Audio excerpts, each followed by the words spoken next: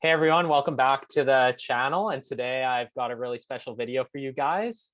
And it's Elli, the designer and creator of Worldbreakers. And yeah, I'm really excited to have him on the channel. It's actually our first ever channel guest. So Elli, how does it feel to be the first guest ever featured on the channel? It feels awesome. I didn't know I'm the first one. You are, yeah. No, this is a Yes. big watermark moment here. So yeah, glad it could be you too.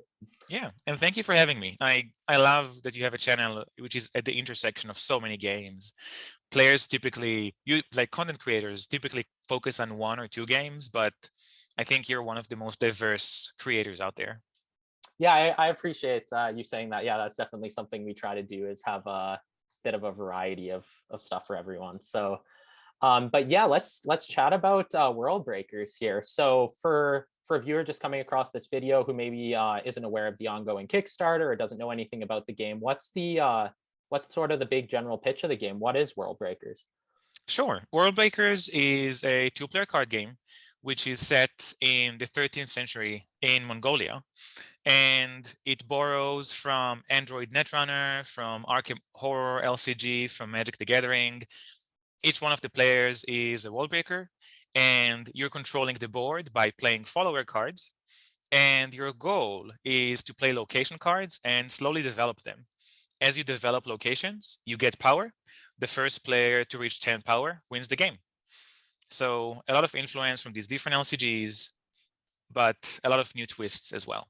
Yeah, that's really exciting seeing that where that influence has been drawn from and the ways different influences come together to form this game. And yeah, to dive a bit more into that, those games you referenced like Netrunner and Magic, and are these games that have had pretty heavy influences on yourself as a player of games, or and that's kind of where you draw that influence from? Yeah, I will preface by saying that whenever someone new joins the Discord, they say something like, I used to play Doomtown. You borrowed a lot from Doomtown, right? Or I used to play L5R. You borrowed a lot from L5R. So it looks like I've stolen from everyone at this point. Nice The to big, know you've gotten stuff from everyone, haven't left people out. yes, Yeah. I'm an equal opportunities thief, it seems like.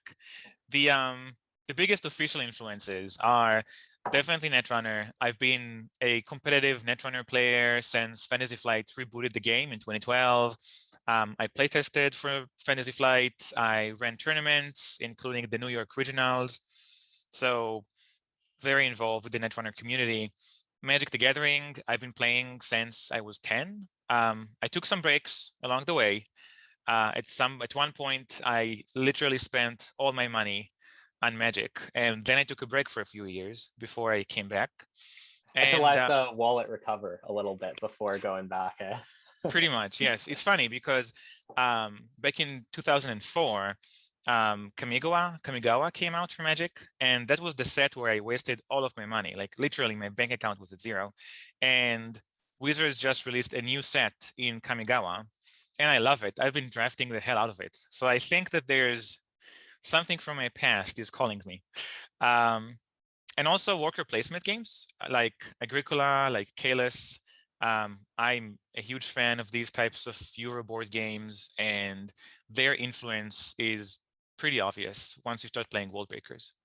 Yeah, that would be really cool to see. And yeah, I haven't had the opportunity to play World Breakers yet, but from everything I've seen a lot of people saying how much they see that Netrunner influence there and how much they enjoy that. So that's really cool to hear. Is Magic the first sort of, was that your segue or gateway into the world of card games then, or? Into the world of card games, yes. Not into the world of gaming. I've been playing Dungeons and Dragons since I was 6. I got like the red box with the dragon on it. Oh yeah. But the first card game was Magic the Gathering.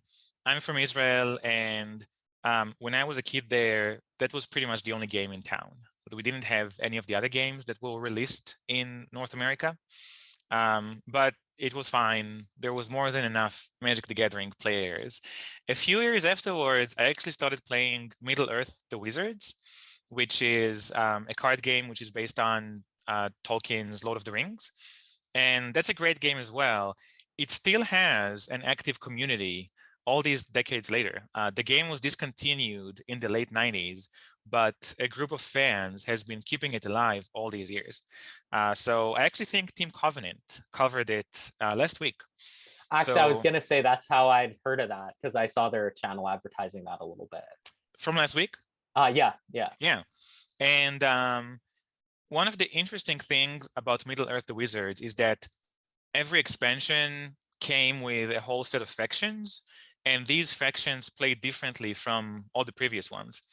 Eventually, the game pretty much collapsed under its own weight of rules. But I think that for game designers, if you're looking for a treasure trove of ideas, just open a few packs of Middle-earth, because there's tons of ideas for games there. Yeah, that's really interesting. Like how diverse of ideas you would see across each set then, if they were not only changing, but like really creating really new ideas every time. That would be, yes. I can see why that would be hard to sustain, but that's really interesting. Yeah. It was because they insisted that the different factions could play against each other, and it just didn't work out. Eventually, the way they solved it is you built I think it was a 60-card deck, and you built a 30-card sideboard. And you could access the sideboard as you play the game. So there were different mechanics that would let you pull your silver bullets from the sideboard as you were playing.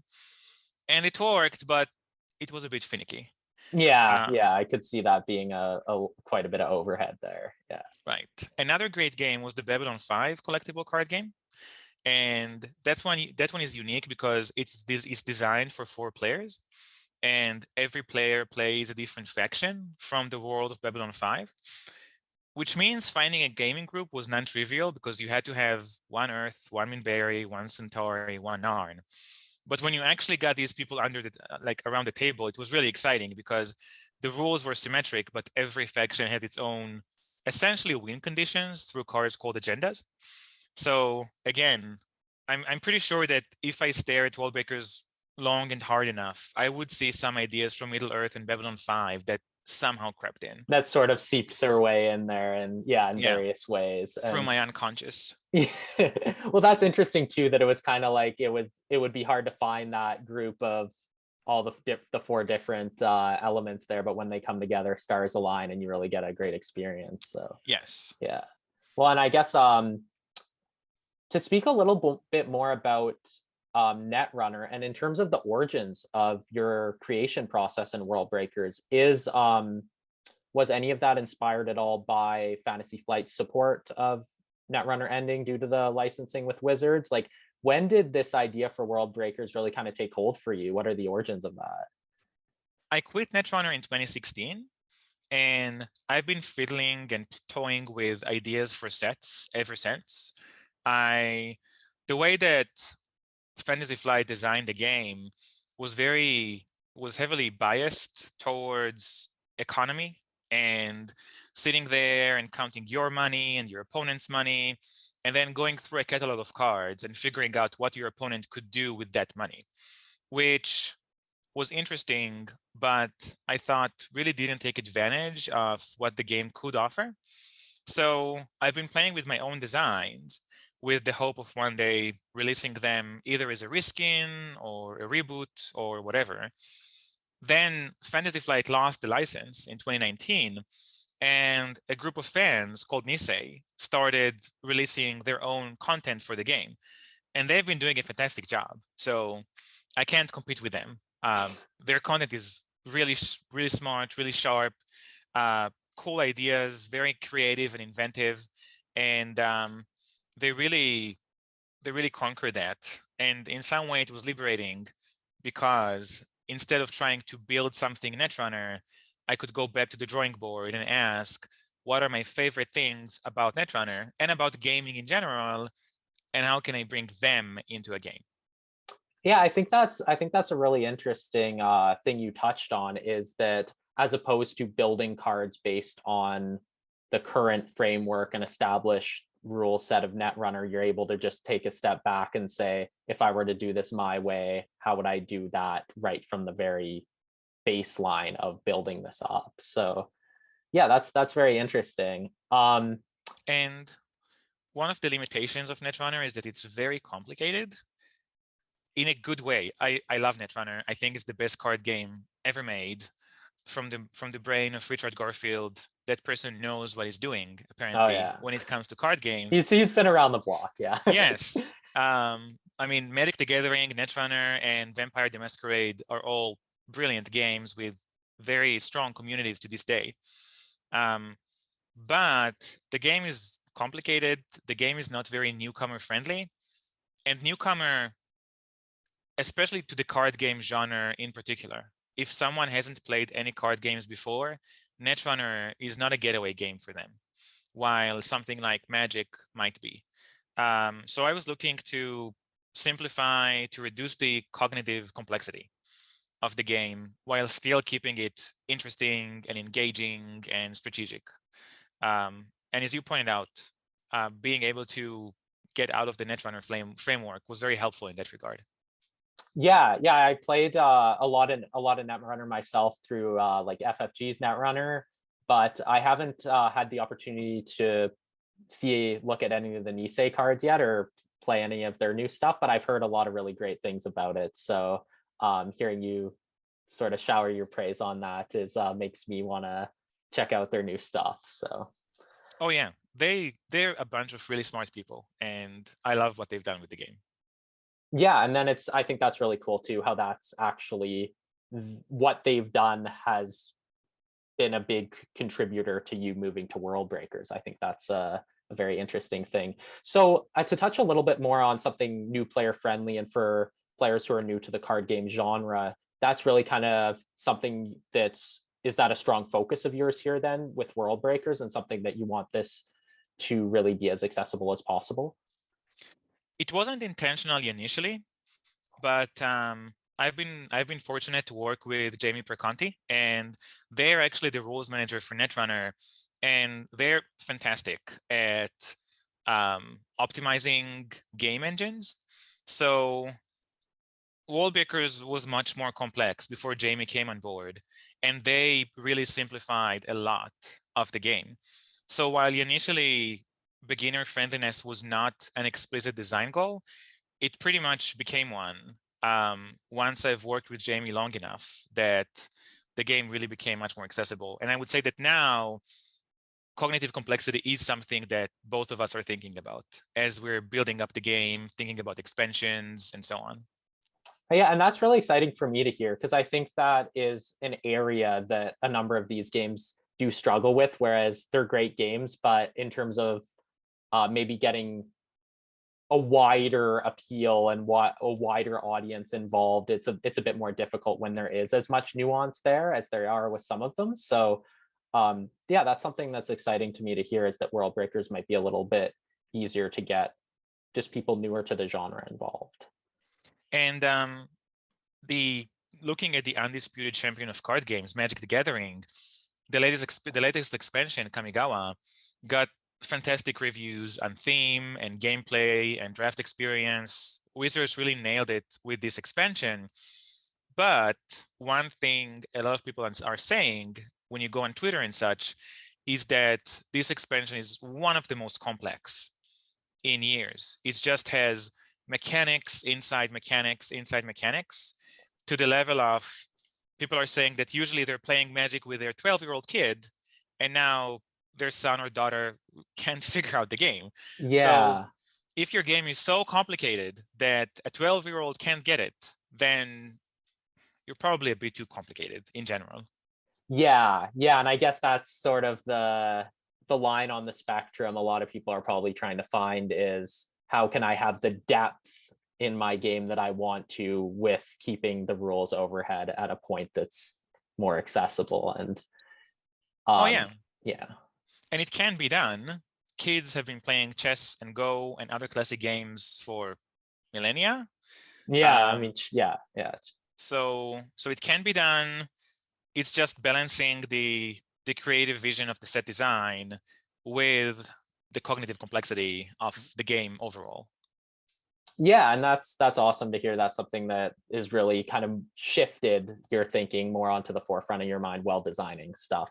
So in terms of sort of building a little bit upon what you've talked about already, something I'm curious about is I know you had the ideas that you sort of originated from Netrunner in terms of mechanics, and then you got to start fresh. But I'm curious whether it was you had this framework of ideas and rules, and then you took the setting and put that on top of that, or is this setting that Worldbreakers is in something that was always kind of on your mind, and you wanted a rules framework that really paid homage to that setting? What was kind of the transition there between those two things?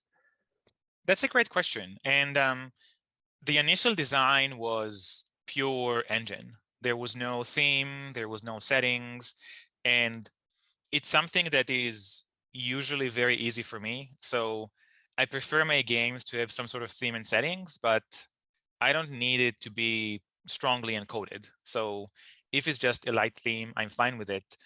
The first design for Worldbreakers was very light. The cards didn't have any names.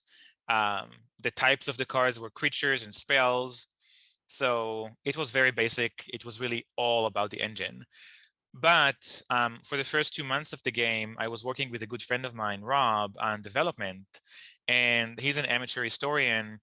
And one of the things that we were talking about is that we want to take the game to a settings that is just non-existent with other card games, with other board games.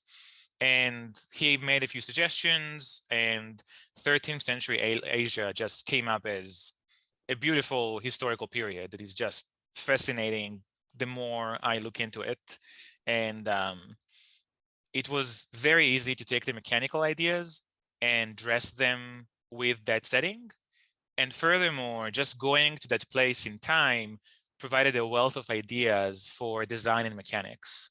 So the skeleton was themeless, but the theme arrived pretty early. And as soon as it did, there was constant crosstalk between the design and the settings. Yeah, that's really interesting. And yeah, that's something that I think a lot of really just tabletop games in general, I would say there's certain very common tropes that you see out of them. So that's something that's particularly exciting to me about Worldbreakers, is that we're actually seeing something very different from the norm. And when I first came across the game, that was honestly one of the big things that really drew me in. So it's cool hearing the origins of that. Yeah, and one of the first things we've done is look for notable women from the 13th century. And the name of Cthulhu came up really quickly. So Cthulhu is a bona fide warrior princess. She was the daughter of one of the Khans of the Mongol Empire.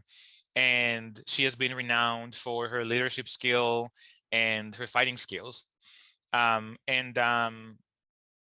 has been mentions of her throughout primary sources in the historical records, which is extremely unusual because women are almost never mentioned in these types of documents. If you go over Marco Polo's travels, then he barely talks about any women. Just for comparison, Cthulhu's younger sister got half a sentence written about her, while Cthulhu got a whole chapter, which is Yeah, that's very impressive. remarkable for that time. Yeah. Right. And this is a time period where women didn't exist, and yet we have the history of this person. And in my mind, this probably means she was like 50 times bigger than what the record makes her to be. And once we found Cthulhu, I just had to make her the protagonist of the story, and everything else was built around her and around what was known about that period. I think that's such a great point you make, that if she was that big of a figure, even in the text, given the position of women at the time, then her actual historical importance so far surpasses that. So I think that's such an excellent choice for a leading character then. And when you start talking to people from Mongolia, then they know Cthulhu. There's been like popular culture movies made about her, and she's a notable cultural figure in Mongolia. So to me, it seemed very natural to bring her to the forefront in front of a Western audience. And it's interesting because I launched my Kickstarter campaign on March 1st. Another campaign that was launched on the first day, and the same day, is called Library Labyrinth. I can't pronounce. Library Labyrinth. And it's a tongue twister there. It's a tongue twister, yes. It's about a group of historical and fictional women who are saving a library from a curse. And Cotulon is one of the women that they have chosen to feature. Oh, So wow. yeah, so I was really excited to hear about that. I really hope we're going to see more of Cotulon and more of similar women throughout history.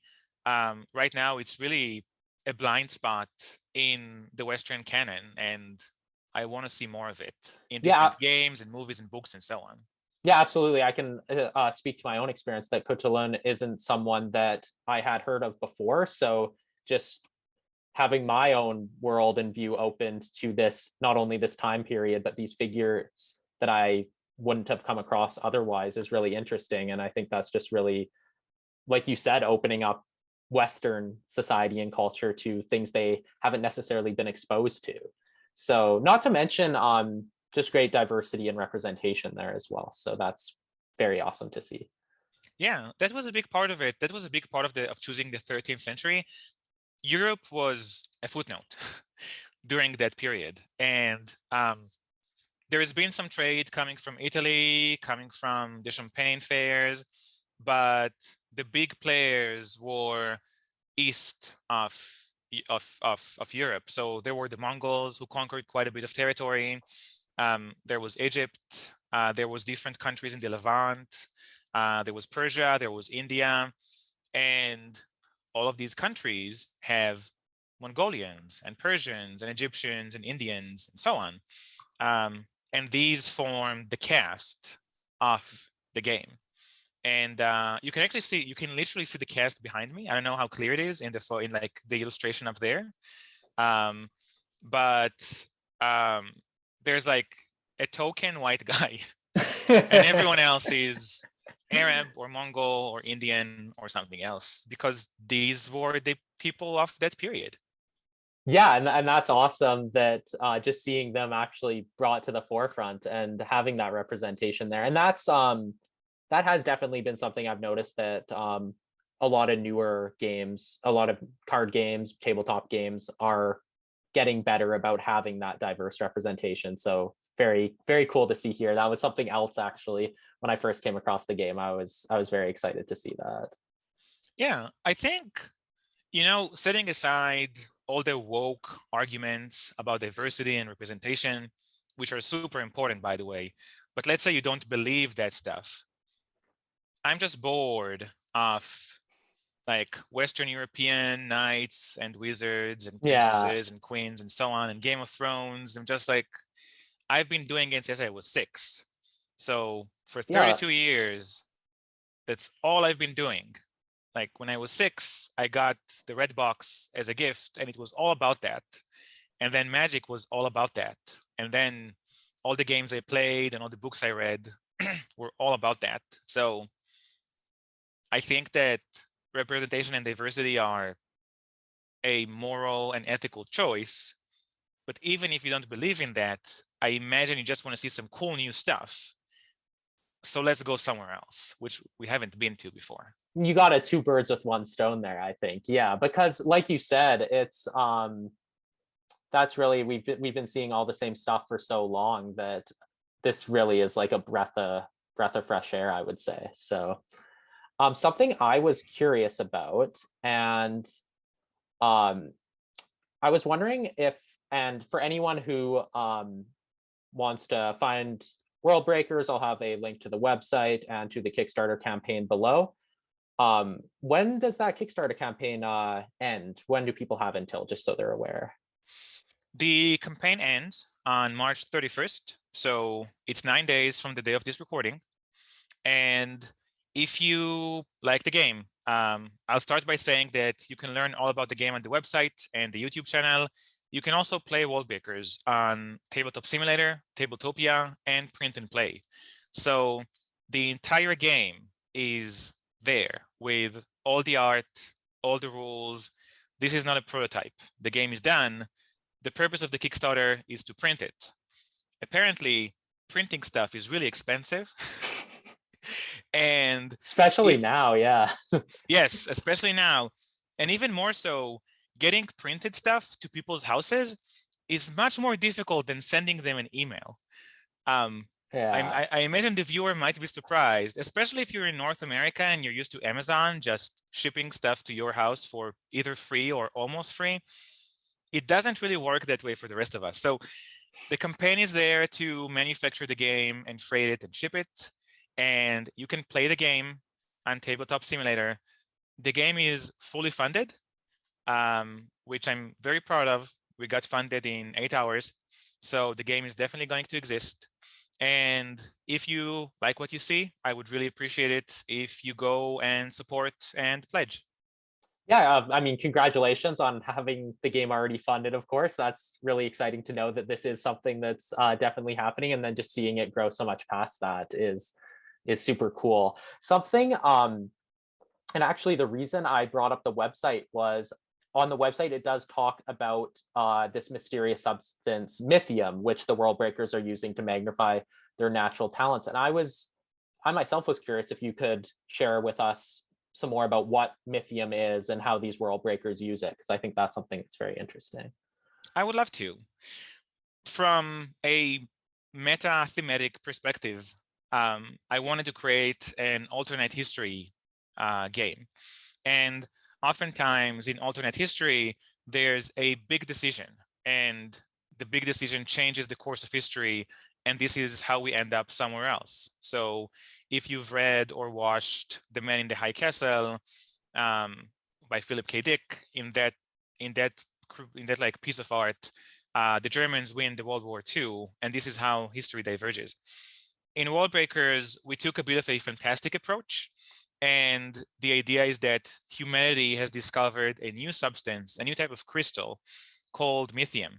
And people can use mithium to amplify their natural abilities. So for example, people who belong to the Earth Guild, one of the 4 guilds of Worldbreakers, they can connect with mithium to become faster, stronger. It improves their physical abilities. While another guild, the Stars Guild, they become more artistic or more persuasive. It's more about their softer communication skills, let's say. So these different attributes that the mithium is enhancing, are these the attributes that are those guilds, their particular talents, or more so their philosophical stance and what they believe is most important, or is maybe that a bit of a combination of those two things? It is a bit of a combination of these things. And if we would have to go through a modern lens, I would say that the Earth Guild is very about meditation and mindfulness and mind over body, while the Stars Guild is more about self-fulfillment and creation and trade. The Moon Guild is really about invention and engineering. So each of these guilds have their own philosophy, and thematically, that's how they use mithium to enhance themselves. And mechanically, it corresponds to a color wheel of sorts, where each of the different guilds opens up different mechanics and different abilities on your cards. That's interesting. You just from the beginning of the interview talking about L5R was one of the games you mentioned, and that Stars Guild, the attributes the attributes and philosophies, I guess, that they're focusing on sounds kind of very Dragon Clan to me. So that's cool to hear. And yeah, and the it's funny, the Void Guild has I commissioned a piece of art for the Void Guild, and it's this woman riding a horse, and she's manipulating mithium powder into the shape of a snake and using it as a weapon.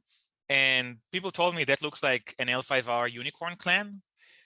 Is horses their thing, or yeah, I don't know? Yeah, horses. Actually, Unicorn Clan was the clan I played in L5R. So yeah, horses were very very big for them. Okay, That was their shtick kind of stuff. and the color is this like magenta/violet, and everyone said, oh, it looks like an homage for L5R's unicorn clan, and that was totally unintentional. But I think that there's many parallels between the Worldbreakers guilds and the L5R clans.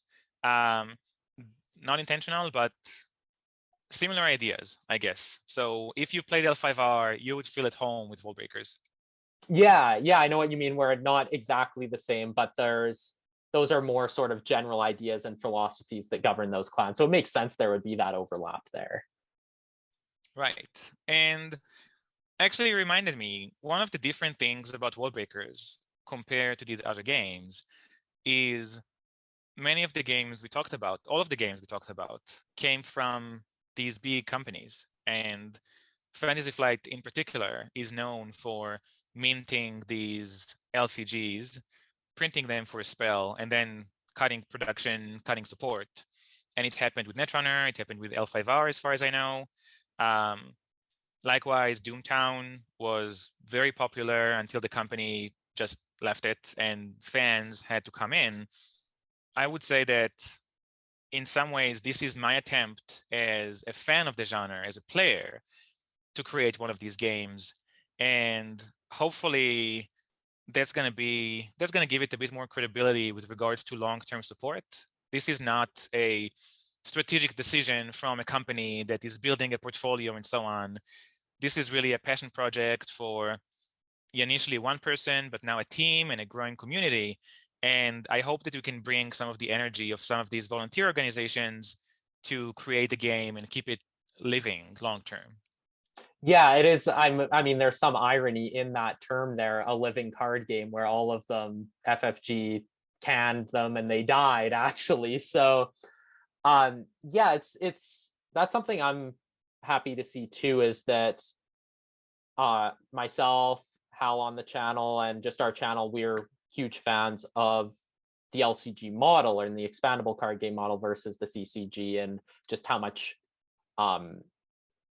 more inexpensive it is, how it's easier for people to get involved. There's not that chase of certain cards. People are more on a level playing field, and those are all things we really like. So is that the plan with Worldbreakers here, is to, like, what's the release model look like going forward? Is that something you're able to share, or? Yeah, I'll start by saying that affordability is a part of it, and affordability is a design decision for the game. And the initial box that you can get on Kickstarter is $30, and that is enough cards for 2 players to play the game. And if you want to expand it, we're including an add-on called the Draft Doubler, which costs $10, and that expands the game for 4 players. So with the Draft Doubler and the game box, it's a total of $40. You can bring 3 players over and draft the hell out of Worldbreakers or build constructed decks and so on, which is the opposite of some of the models other companies use, where you need to buy multiple boxes just for yourself to play the game. I was gonna say you're miles ahead of FFG already there in terms of, yeah, Netrunner 3 core sets, L5R was the same. So yeah, yes, definitely got a leg up on them there. And that's something that's great, because I know that was something that did turn a number of people off those games, is the very fact that they had to go buy that, and that's not an insignificant amount of money. So definitely, yes. Yeah. So we're going to have expansions. The exact plan is not set yet. A big part of it is going to be the success of the Kickstarter. Briefly, any leftover money from the Kickstarter is going to go into producing the expansion. So I would say there's no official stretch goals, but the secret stretch goal is to buy more longevity for Worldbreakers. You heard it here first, so yeah. Yes. And the goal is to keep expansions manageable. We don't want to flood people's purses. So again, using other companies as examples, sometimes they release a new expansion every month. And on one hand, it's exciting, but on the other, out of the pack that you got, only 2 or 3 cards actually matter. The remainder are like nice, they're interesting, but they're not on the power level of all the others. So we're aiming for quality instead of quantity. And I think that's reflected in the design of the core set, where we have 112 cards. And I would say all of them matter to some degree. You would never look at that card and say, I would never play that card. That card is junk. And likewise, when you draft Worldbreakers, there's a lot of interesting, meaningful decisions because every card has a role in the game. And oh, go ahead. Oh, sorry, you can keep going. I don't want to, you were on a roll there. I don't want to Oh, cut sure. off your train of thought. And I've actually done this experiment with Magic where me and a friend sat down and wrote down all the meaningful cards from the latest Magic the Gathering expansion set. And we ended up with about 25. So the set has hundreds of cards, but if you play in a tournament, only about 20 or 25 of them matter. So the goal is to really distill that. And when we release an expansion, it's going to be every few months, ideally, let's say 3 times a year, but it's going to be, let's say 20 to 30 cards, and it's going to be meaningful. Like each of these cards on its own could shake the metagame and be interesting. Instead of releasing 100 cards or 200 cards every 4 months and having 90% of them just be a waste of people's money and attention. Yeah, and for me personally too, that's something that I really value in the LCG or expandable card game model over the CCG, is there's not that intentionally designed difference in power levels of cards where these are your rares or these are your legendaries or majestics or whatnot, whereas, you know, a bunch of these commons are irrelevant if I actually want to go play this game in a competitive tournament. So yeah, it's cool to see that distilled down, and I think that also speaks volumes to the design you guys have put in and the play testing process, I assume, as well. If you do want every card to be meaningful, that's something I like to hear, because that's definitely an issue I've had with some of these other games we've been talking about, is where I've cracked open my pack and looked at my LCG pack and looked at maybe half the cards, and I'm like, yeah, this is kind of interesting, but if I actually want to go to a tournament or I actually want to win some games, I'm putting myself on the at a disadvantage if I'm throwing this in my decks. So yeah, that's definitely an issue I've had. And I think another interesting thing is something you touched on that sort of drew my attention, especially, was like opening, you know, say an LCG pack and maybe only 2 or 3 of the cards matter per se. And I think that's something that I especially saw with the L5R LCG, where there were the 7 different clans, and then you get your small pack, and maybe for Unicorn, I'm getting 2 new cards this pack, and one of them I think is junk maybe per se, and I bought in this pack for maybe the one character I want to throw in my deck, and that doesn't always feel the best. So yeah, and deck construction in Worldbreakers allows you to include any of the guilds in your deck. There's a resource mechanic called standing, and as soon as you get standing with a particular guild, you can play almost all of their cards. So splashing different guilds into your deck is pretty straightforward. And let's say you're a huge fan of the Void Guild, you should be able to build a Void Guild with stars cards or moon cards or earth cards in it, or even a combination of these different guilds, just because we made this kind of interaction between guilds very easy and seamless as part of the game design. yeah, and that's great to hear. There is that customization and flexibility there of making those splashes. Something I'm curious about though is, because it's so open in terms of deck construction like that, did that pose some significant challenges in terms of card balance and looking at different interactions between the various clans, or was that still pretty manageable for you guys to sort of keep any kind of broken interactions out of the picture? Oh, it was nightmarish. Okay, yeah, that's a I was trying to word that politically, but that was my assumption there. So the initial design of the game was very rigid, and splashing other guilds was pretty difficult. It was a barrier to entry. And as design progressed, we made it easier and easier. Now, in parallel to that, originally, Worldbreakers was envisioned as a draft-only game, so there was no constructed. But players asked for it, so we added constructed as a format, which meant that now we need to playtest the pre-cons, which are the new player experience, the draft, and the constructed format. And it seemed like an overwhelming amount of playtesting. But one of the things that worked well is that there ended up being a lot of overlap between draft and constructed, because there's no junk. So when you draft something like Magic the Gathering, your deck is going to be weaker than a constructed deck, because you're forced to take these cards that no one will play in constructed. Yeah. With Worldbreakers, the draft pool, think about taking all of your favorite rares and mythics from other games and making a cube out of them.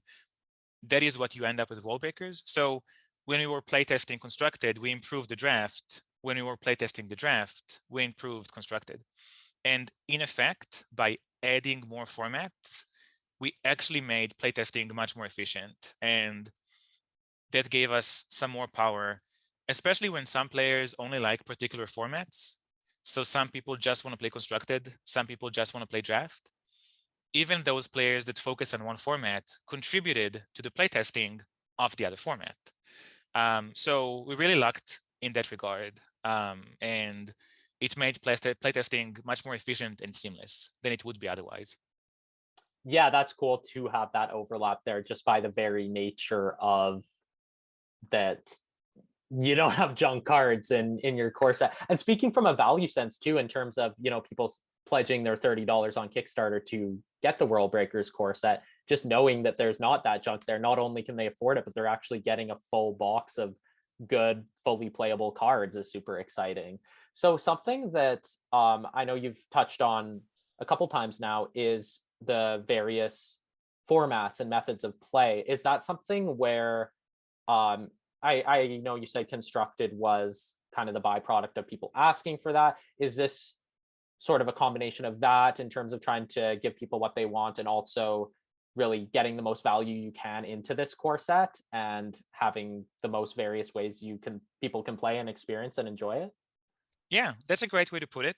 And I'm very keen on replayability. One of the things I learned from playtesting Netrunner and from interacting with Fantasy Flight team is that many players just buy the base box and that's all they play. So I imagine that much of our audience now, they like expansions and they buy all the data packs or the equivalent for their game, but we're the minority. And most players, which is funny because we don't think that, because we for me right, too, I think, okay, well, I'm gonna buy the expansion, so that must be what people do. right. Yeah. So when you talk to Fantasy Flight staff, and I don't remember the exact numbers, but you ask them how many players buy at least one expansion, just one expansion, the number is less than 10%. So Oh, wow. around 90% of players just buy the base box. And they treat it as a board game, essentially. And my goal with Worldbreakers was to squeeze as much replayability into that $30 box. So we have 4 pre-constructed decks, and you don't even need to build them. The box is going to come with them preset, so you can just crack open the box, shuffle, and start playing. And 4 different decks, that's 6 matchups. Each of these matchups is different dynamics, different tempo, different combinations of cards. It's really fun to experiment with all of them. Then there's the draft. So once you're done with the precons, you just literally take all of them, shuffle them together, and this is your 2-player draft. And you can start experiencing that. And it's in my opinion, I'm very biased, but it's an incredible draft format. I keep discovering new things, and I've played it dozens of times by now. And then on top of that, there's constructed. And we just launched Worldbreakers DB, which is an online database of cards and decks. And we plan to release new decks on a regular basis. So even if you don't want to build your own decks, we're just going to release blog posts with, oh, play this deck versus this deck. We play tested them, they're fun. And there's going to be a solo campaign.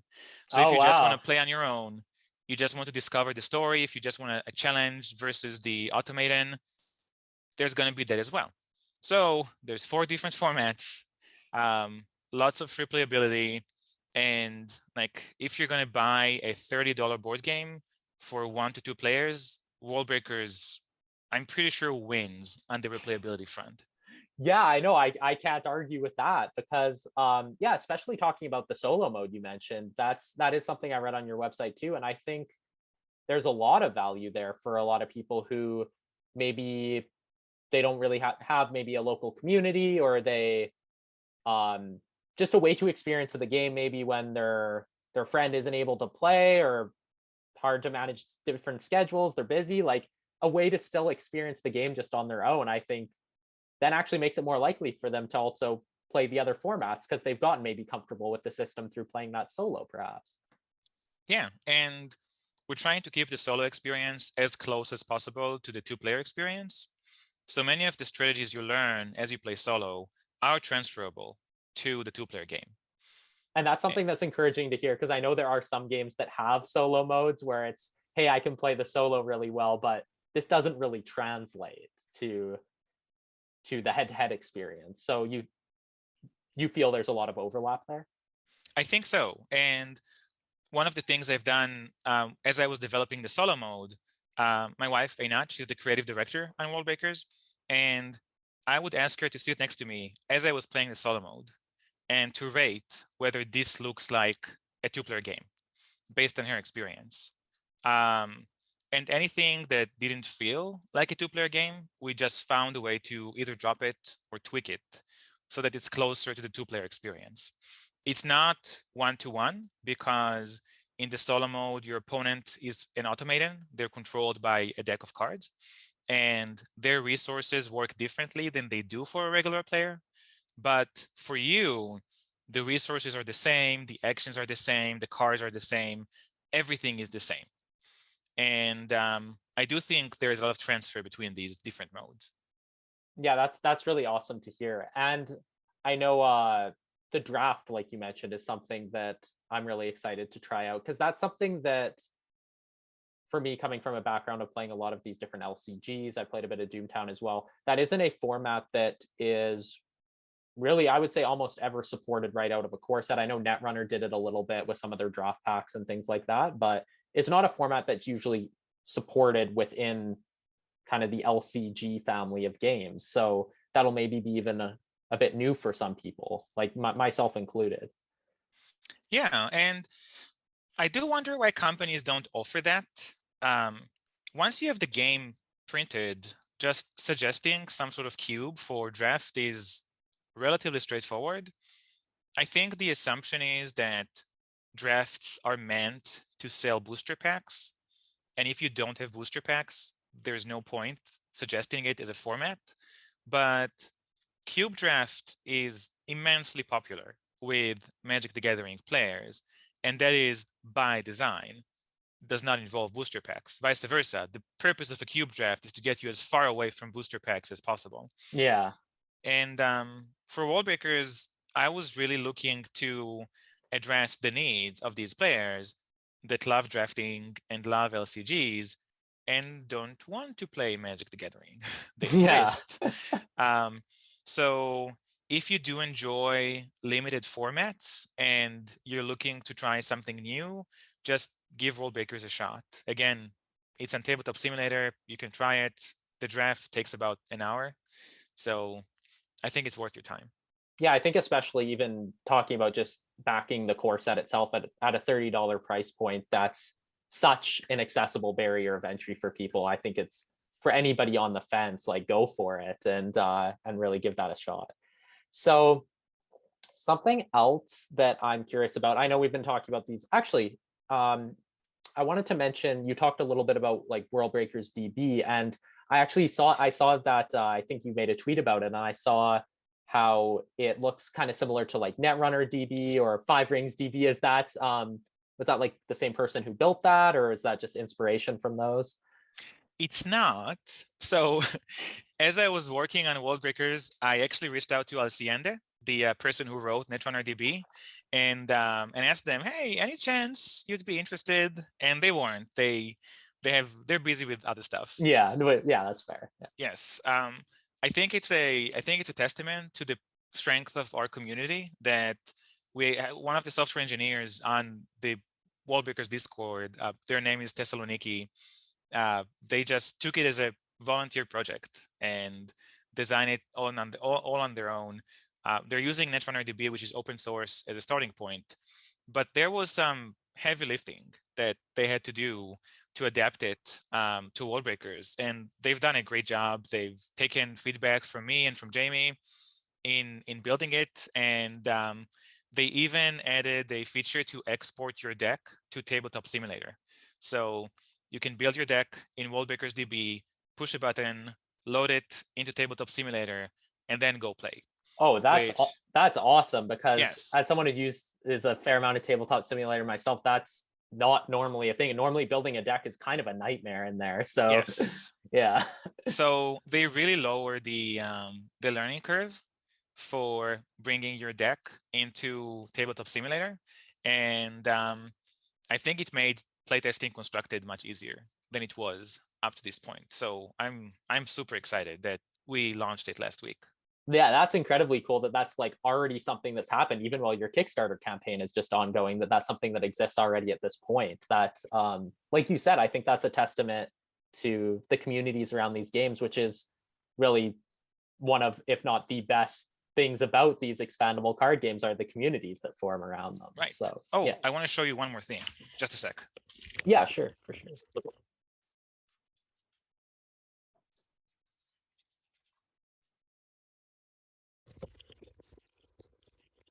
So again, Thessaloniki, who is apparently an incredibly talented individual, made these counters by 3D printing them. Oh So wow. this is the symbol of the Moon Guild, and usually you would track them with like a die, but they actually made 6 of these. I can't show all of them on the camera, but they 3D printed 6 of these and just shipped them to me from Germany, No which way. I think is incredible. And these are like, I can't communicate the feel of them over the video, unfortunately, but these feel really nice. Yeah, I Like, would be so curious to actually get my hands on them, because they look right. super cool. These are super professional, and this is something that person made just because of their commitment to the game. And if you go on the Worldbreakers Discord, you see some cool stuff people have done with the print and play. Someone just, their name is Fixed B, just published their deck box, which they 3D printed for Worldbreakers with art from the game and everything. So I'm really blown away by the involvement and the excitement from the community that we built online. Yes, but especially for you being, I know you talked about having been a player of a lot of these games, now being on the other side of it and seeing the excitement around something you've created must be extremely gratifying. It is, and it's critical to me for me to remain transparent and involved and communicative with the players, because I know that when I play card games, one of the things that I'm continuously frustrated about is the lack of transparency and communication from the companies. And I know that from Netrunner, I was playtesting the game, and at some point there was a huge leak, like a whole set was leaked before it was printed. And our handlers in Fantasy Flight were furious. And in retrospect, they spiked the PDFs they sent us with false information to see if anyone would leak it. And no one did. The leak was actually the printer in China that leaked the PDFs. Oh man. So it often felt that there's this even adversarial relationship with the company. Well, yeah, they're like trying to bait you. Yeah, that's And it happens with other games as well. If you look at Magic the Gathering, there is, like, people are upset over how much the game costs. And you go on Magic Arena probably has some of the worst economic models of all of the online games out there. And people talk about Wizards as the enemy. And as a player, I'm trying to build the model the opposite way, where any player who wants to be involved is welcome to the Discord. And I'm not going to hide anything. As soon as the next expansion is ready for playtesting, I'm just going to put it out there. I don't care about spoiling and surprising players, and the people who come to the Discord don't care about that stuff. They want to be up to date on everything and learn as much as they can. And they want the game to be as good as it can be too, Right. through that playtesting. Yeah. Yeah. So I thought we were done with playtesting, but the Kickstarter campaign gave such a huge boost to our playtesting efforts that just last week we tweaked like 25 different cards. and released an updated version of the game, most of the changes are tiny, like a card costs one or like one more or one less than it did before. Like moving it one in either direction or something like that. Yeah. But some of the cards, people just said, oh, this card is boring. I don't like this card. I don't play it. And then I noticed, wait, I don't play this card either in my decks. So, and it's a common theme then. Yeah. Right. So it's time to tweak these cards and make them more interesting. And the goal is to keep that transparent model where as soon as I know something about the game, I want to communicate it with that core of hardcore players, because I know that they're going to be the best at validating and contributing to that idea. And most of the players are not going to be in that group. Most of the players are still going to be surprised. And most of the players are still going to have a spoiler season. And that's fine. Each player can choose their own experience. Yeah, it's there if you want it. If you want to go Right. deeper into it, the option exists for you then. Yeah. Exactly. And we have a Discord channel with a couple of hundred people with different levels of involvement. I would say about 20 to 30 of them are pretty intensely involved, and they keep bringing up great ideas on how to improve the game. And this is going to stay moving forward. It's not, at no point are we going to clamp up and say, oh, we're not, like, only a select group of secret playtesters can get access or whatever. Like, just put everything out there and let players who are passionate about the game contribute and voice their opinion. And that's like super refreshing because, like you said, it's so on the opposite end of the spectrum of that relationship that, like you said, I think has almost become the norm of feeling like, hey, it's us versus them, and like we're hiding stuff from you, and we don't, like you said, with the lack of trust there with the playtesters and Netrunner, as opposed to, hey, let's come together and work together to make this the best it can be. And yeah, I think that's great too, that people who want to be really passionate and involved can, and there's not that barrier for them, because if they want to, that's an option for them. Right. And there's enough gaming experience. I mean, if your game is good and it's well designed, nobody's going to solve the meta until you actually release the cards to the wider public. Because even if you have 100 dedicated players playing your playtesting version, they won't be able to explore all the different combinations in a way that the full market of players will be able to do it. So they're still going to get excited for the official release. I know that I was excited as a Netrunner playtester to see the official release. Sorry, yeah, of sets I playtested.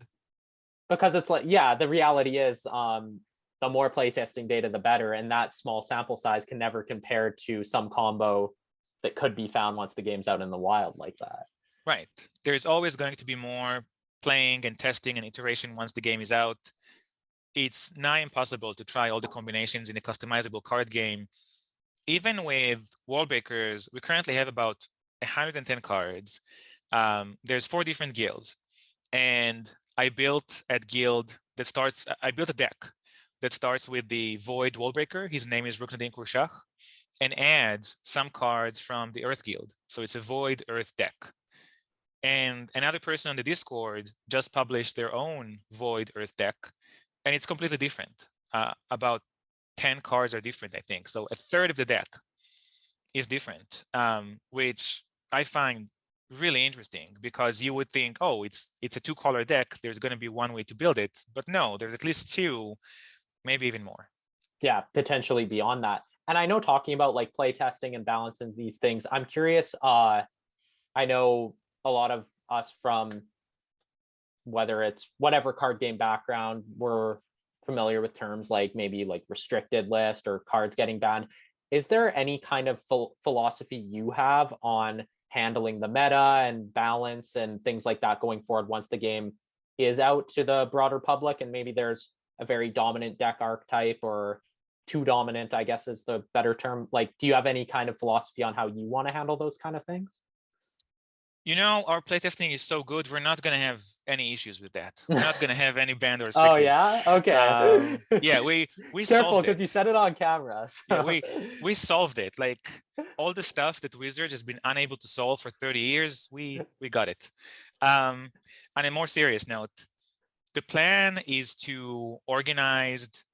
The plan for organized play is to work through seasons, and every season is going to be 2 months long. And even if a card is banned or restricted, it will only be for one of these seasons. And the seasons are also going to have their own rules and other changes. So when a new season is released, we're going to have the rules online or on a piece of card. And it's going to be, here are the differences, here's what's new, here's how the rules are changing. Banned and restricted might be part of it, but it might also be some other rule changes, like here's some new ability, here's some other changes to the rules you can play with. Which is then an exciting way for long time and very invested players to reevaluate the card pool. If something like that changes now, hey, I'm reconsidering all the ways that I'm building my decks, maybe. So that's a way to keep those people engaged, I think, which is awesome. That's really good to hear. Right. And another thing is that no matter how many players you have playing the game, solving the meta is going to take some time.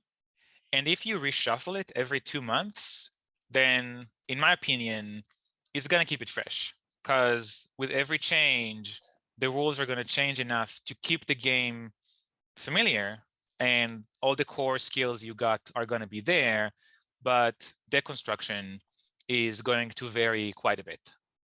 So now that we're kind of talking a little bit about organized play, I know something we were talking about earlier was different formats. Do you have something in mind for organized play formats, on like whether you're going to be more focused on the draft side of things or the constructed? Like how do you envision that looking like, or is that something you have planned ahead right now? So the goal is to allow players and stores to have that flexibility. So every organized player kit is going to have this pamphlet with different options. One decision point is, do you want to have a league where players meet on a regular basis over the 2-month period? Or do you just want to have a tournament where players can come, play in the tournament for these 2 months, and get whatever rewards they get from the organized play kit? And the second decision point is, do you want to go with the limited format or with the constructed or with some combination of the two of them, depending on the players? And this idea of seasons and this idea of changing the rules, that's going to happen for both draft and constructed. And we have a few ideas on how to spice both of these formats up on a regular basis. That's exciting. And I do like that is largely in the player's hands on whether they want the tournament or league night, or whether they want constructed or draft, and just giving them that option. I think there's more likely they're going to be happy with one or the other, so they'll be able to sort of get what they want, which is great. Yeah, and talking about the strategy behind it, no sane store owner is ever going to buy a new game. there's absolutely no reason for them to buy a new game. They have their moneymakers, chiefly Magic the Gathering, Pokemon, and right now Digimon and Flesh and Blood as well. But even on the board game front, they have their moneymakers. They have their Catans and Dominions and Wingspans. Ticket to Ride, like yeah. Ticket to Ride is a great example. They have very little financial interest in getting a new game. But the store owners themselves are oftentimes gamers, and they care about games, and they care about the players, because the players are, at the end of the day, their customers. So the philosophy is, in order to keep both the stores and the players engaged, we have to give them as much of the power as possible. And they need to have the option to make their own decisions. And if they don't want to, we're going to come with our own recommendations. Like, if you don't want to think about it too much, just play constructed these 2 months and use these alternate rules. But I hope that eventually every store, it's going to have its committed player group. And maybe it's going to be 4 players, maybe it's going to be 20 players. And these players will want to engage with Worldbreakers long term. and they can talk to the store owner and tell the store owner, just get the organized player kit every 2 months. It's not going to require anything from you, right? You just check off an item on a form you would send anyway, and we'll take care of the rest because we have this guidance from Worldbreakers and we know how we enjoy the game as a group. Yeah, and I mean, I've seen a lot even with Netrunner in terms of my local scene. It really became the group that would organize the events and do all that, and the store would be where it happens, but it was more so the group of people themselves running things. So, Right. Yeah. And again, remember, 90% of players, they just want the base box. And from a business perspective, I want to keep the base box evergreen. I want players to always be able to buy it. I want stores to run out and be able to order it and sell it again. Then out of these large group of players, this is where we get our competitive players that are going to be invested. They're going to care about the meta. They're going to go online and read about the game and form strategy and so on. And these players are typically going to buy all the expansions and stay up to date and so on. So from just a player audience building perspective, we want to keep the base game enticing and fun and replayable. And we want to use that to get the competitive players like you, like me, that will remain invested long-term. And that statistic is so fascinating to me because 90% really is so much higher than I would have thought. So that's a really interesting thing I learned today, is that that 10% of players buying even one expansion is so much smaller than I thought it was. That's a new perspective for me. Right. And I think one confounding factor when talking about these games is that there's just too many expansions. So if you buy the base box and there's already 4 expansions out there, are you going to spend another $60 to buy these 4 expansions? And, you know, after the game has been around for 2 years, some of these games, this might be 20 expansions. This is way too much for anyone. To financially, it's expensive, and also cognitively, it's just way too much. So the goal is to keep it slower, release the expansions less frequently, and to use that season structure to open up opportunities. So maybe this season is only going to use the base box and the 2 latest expansions. And it's not forever, right? In 2 months, we're going to reopen the card pool. You can play with whatever you want. But just for now, the hardcore players can experiment with a new format they haven't played before, while the newcomers don't have to be intimidated by 2 years of history about the game. They can just focus on the latest 2 expansions and the base box. Which I think that's a really very innovative thing to do, because then it's not like, hey, right now the base box and the 2 latest expansions are what's relevant. It's not like, hey, the rest of your collection is worthless now if you just only play competitively. Maybe no, that will change with another season. It still will, you'll be able to use those cards still, just not right now. And right now is a chance to reevaluate the decks you can make with this subset of the card pool. So Right. yeah, that's really innovative to me. That's something I've actually talked about quite a bit on the channel, is these expandable card games. They're not too difficult to get in at ground zero. Well, unless you're maybe a 3 core set model or something like that, but obviously yours isn't. But typically, or in past history, like you were saying, the longer the game runs, the more intimidating it is financially. And hey, now I have to get caught up with 3 years worth of cards and building decks out of this giant card pool. Oh wow, this is too much. I'm just going to find a different game that maybe came out more recently and I don't feel as intimidated by. I think that's been a problem that's kind of plagued some of these games. So that slower release model is, and then handling changes through the season cards, I think is very innovative. Another point that I think many players are not familiar with, having a lot of expansions is problematic with the stores. The store owners, just talking to them about it, they don't like it. Inventory is like, managing inventory is a critical component of running a successful game store. And for them, hearing about a company asking them to stock a backlog of expansions, they just don't like it. It makes inventory management complicated, and it makes shelf space difficult. So when talking to stores about it, I think for them, they like something like Dominion, where if you go to a random game store, you're always going to see the Dominion base box, and you're going to see a couple of expansions. Maybe it's going to be Intrigue, maybe it's going to be Alchemy, maybe it's going to be something else. It's very unusual to go into a game store and see all of the Dominion expansions dominate the shelves. Yeah. And I think with Worldbreakers, the goal is to keep the base game evergreen, and the expansions, like as they come out, I imagine stores will want to stock them. And if the stores run out, just offer alternate models. And you know that these alternate models might be print and play, they might be print on demand, they might be Amazon. You know, Amazon doesn't care. Amazon has an infinite shelf, so to speak. And one of the pushback I heard from players is that, oh, it's going to make the stores angry if I show up with proxies for the tournament at the store. But the truth is, the store owner doesn't care. The store owner just wants you to show up. And honestly, have fun. They don't care how you got the cards you're playing with. So I really hope that Worldbreakers is going to be around for a few years, and we can experiment with these things and pull these levers in a way that keeps the hardcore player engaged, allowing new players to come in, allowing players to leave and come back. With some of these games, if you leave for a year, you're disincentivized to come back into the game because now you have to catch up with a whole year of expansions, both financially and cognitively.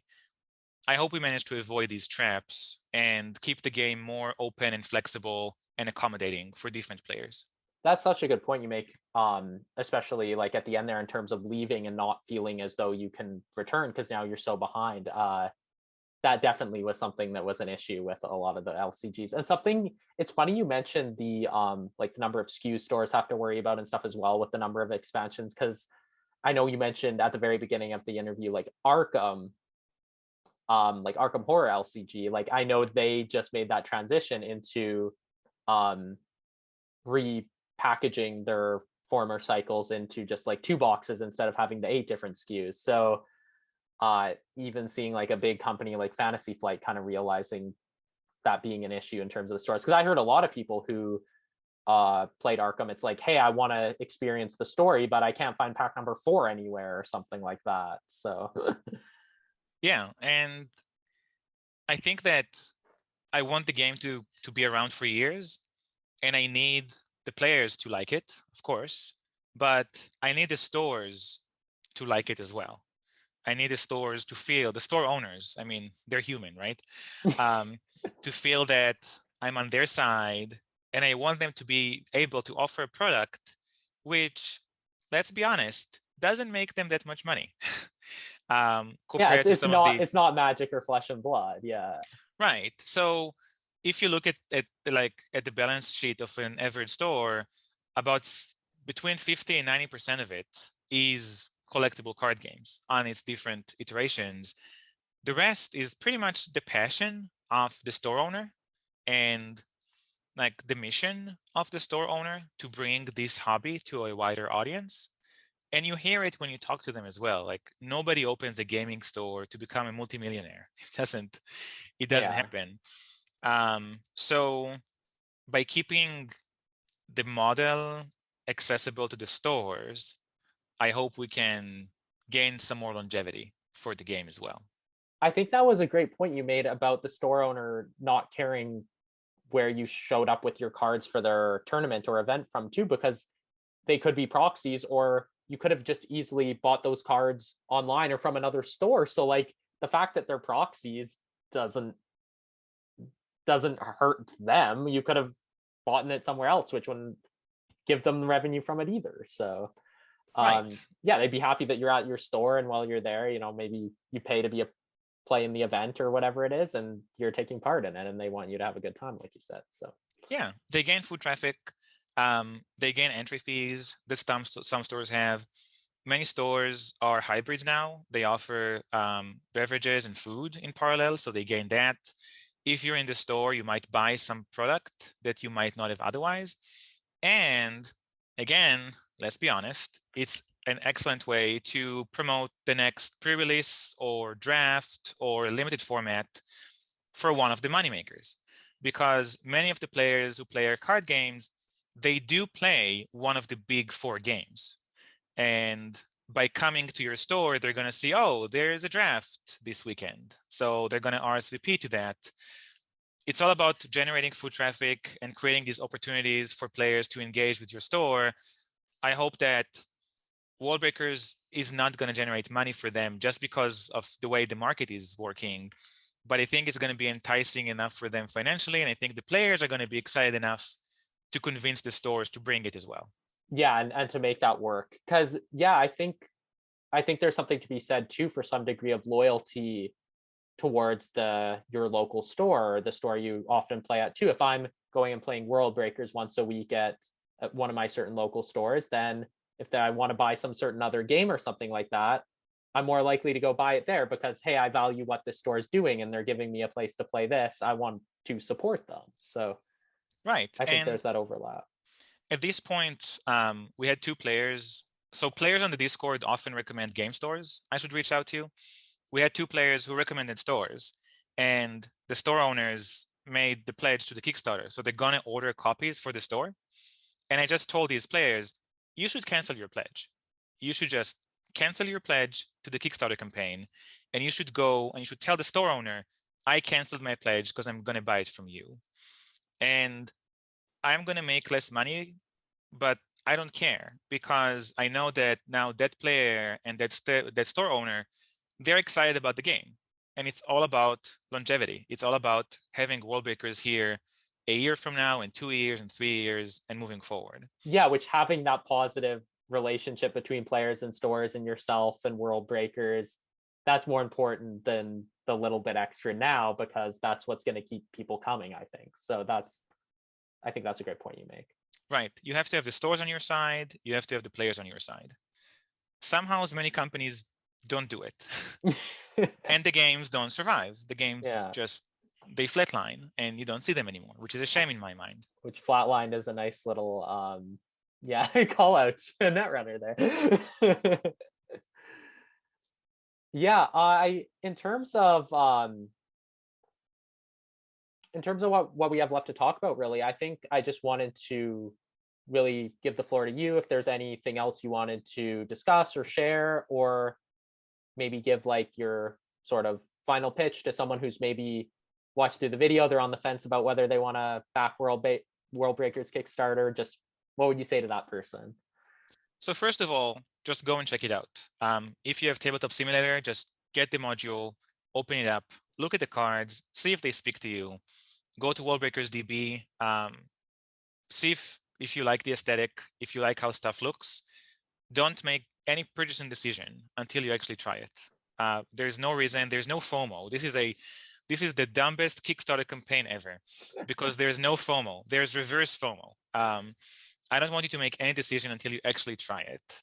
And then if you like it, if this is something you believe in, especially given that this is a game which is coming from a player. This is not coming from Command. This is not coming from Wizards of the Coast or any of these big companies.